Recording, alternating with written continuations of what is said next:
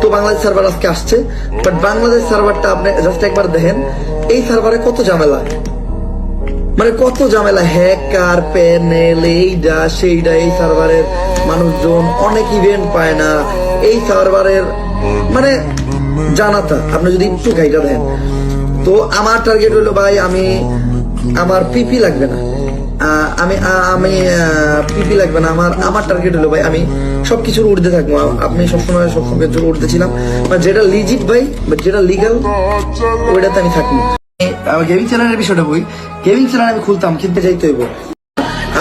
আপনার হয়তো অনেকে জানেন না, আমার লাইফের প্রথম ভিডিওটা ছিল প্রথম ভিডিও না, আমার লাইফের থার্ড ভিডিও ছিল ফ্রি ফায়ার বাংলাদেশ সার্ভার। এখন তো বাংলাদেশ সার্ভার আছে। আমি যখন free fire Bangladesh server video বানাইছি, ওই টাইমে বাংলাদেশ সার্ভার ছিল না, সিঙ্গাপুরে ছিলাম আমরা। ওই টাইমে ফ্রি ফায়ার বাংলাদেশ দেওয়ার কথা ছিল, মানে ফ্রি ফায়ার বাংলাদেশ কমিউনিটিতে, মানে কমিউনিটির মডারেটর যারা ছিল।